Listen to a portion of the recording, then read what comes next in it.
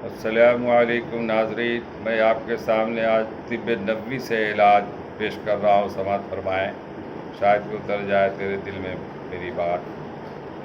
Number 5 ہے بیماری سے بچنے کی تدبیر۔ رسول اللہ صلی اللہ علیہ وسلم نے فرمایا، جب تمہارے برتن میں مکھی گر پڑے تو اس کو پہلے پوری طرح ڈبا دو، پھر نکال کر پھینکو، کیونکہ اس کے ایک پر میں شفا ہے، دوسرے میں بیماری ہے۔ نمبر 6 میں نظر بد کا علاج۔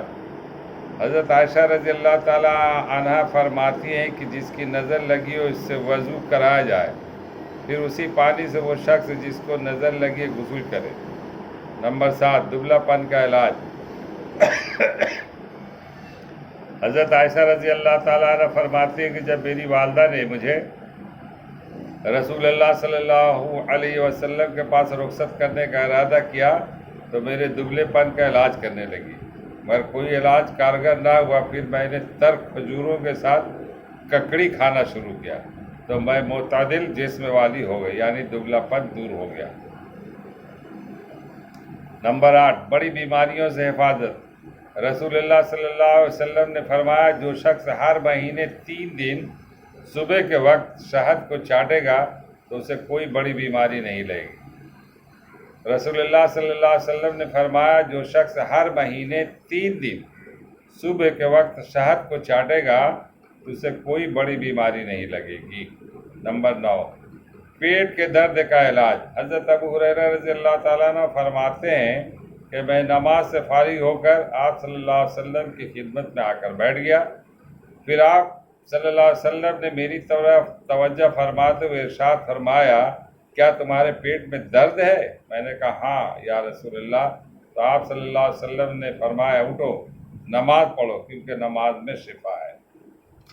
نمبر 10 عرق النساء کا علاج۔ حضرت انس بن مالک رحمۃ اللہ علیہ فرماتے ہیں، رضی اللہ تعالیٰ عنہ فرماتے ہیں، حضرت انس بن مالک رضی اللہ تعالیٰ عنہ فرماتے ہیں کہ میں نے رسول اللہ صلی اللہ علیہ وسلم کو فرماتے ہوئے سنا کہ عرق النساء کا علاج عربی بکری دمبے کی چکتی ہے جسے پگھلایا جائے، پھر اس کے 3 حصے کیے جائے اور روزانہ ایک حصہ نہار منہ پیا جائے۔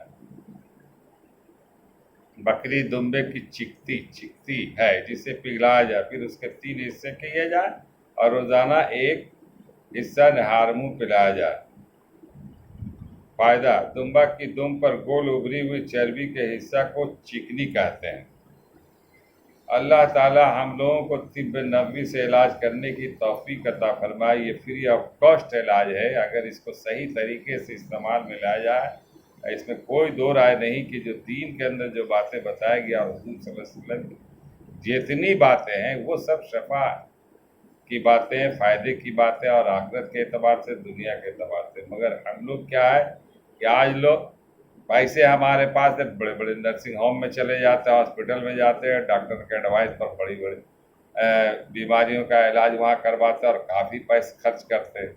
ارے پہلے گھر کا علاج ہے، گھر میں علاج کر لیا جائے، دیکھیے کیا ہوتا ہے نہیں ہوتا، اس کے بعد آخری وقت میں تو وہ ہے ہی ہے، مگر یہ ہے کہ لوگ اس کو ماننے کے لیے تیار نہیں، اس کو جاننے کے لیے تیار نہیں۔ اور سب سے بڑی بات ہے کہ آج ہم لوگ دین کے راستے پہ چلنے والے نہیں ہیں۔